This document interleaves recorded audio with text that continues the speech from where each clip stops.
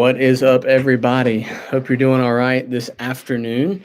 We are back for another Sunday school video. So we are on unit number 2, session 2.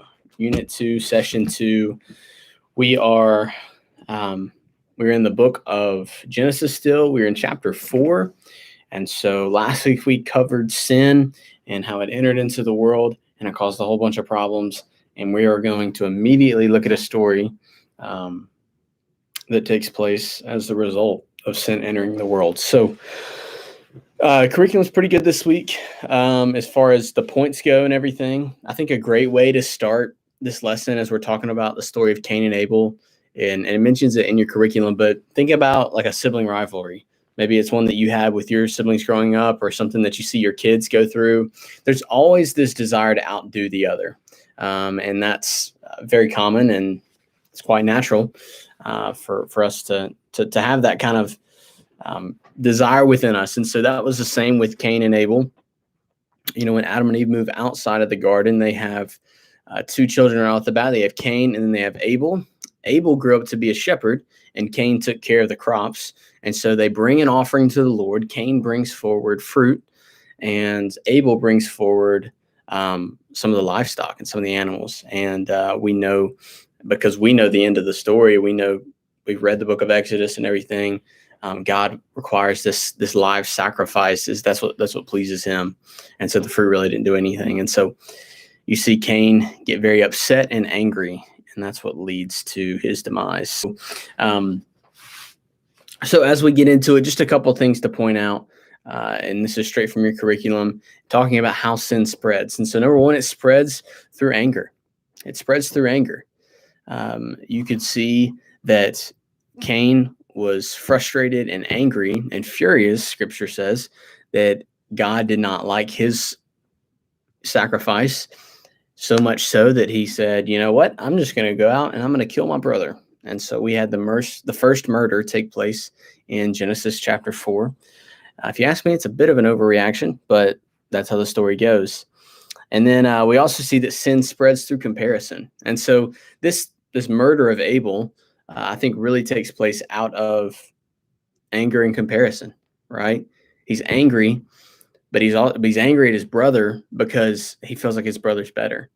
And so his identity isn't in himself and what he can do. He looks towards Abel and is envious of that.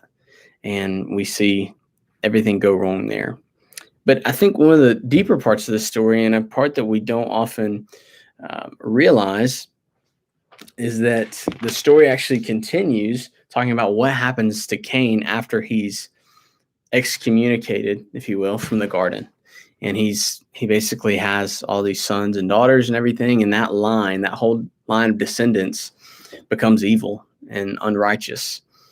And that's where we see the last point, that sin spreads through pride. We see countless members, Cain included, of his generation fill themselves with pride.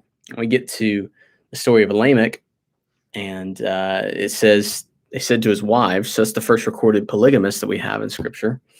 So he had multiple wives, and he talks about boasting in the fact that he killed a man. And we look at that, and it might not seem anything significant to us, but he compares it back to Cain, who would have been like his great-great-great-great-grandfather or whatever it may have been. And you can see this sense of pride and this anger and this desire to be dominant just destroys that line. And ultimately, you know, God would destroy everybody through the flood coming up. But then at the end, it talks about, you know, it kind of flashes back to talking about the story of Cain and Abel again. And after Abel dies, Adam and Eve like, well, we need to have another son because our oldest son Cain has been cast off. So they have Seth. And Seth is actually a good man. And all those descendants that come from him were really good people, actually. And so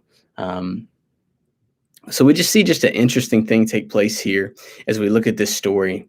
And you see just this pride and this anger and this desire for one to be better than the other that is, man, just a blatant way and a very common way for sin to spread and for us to express sin.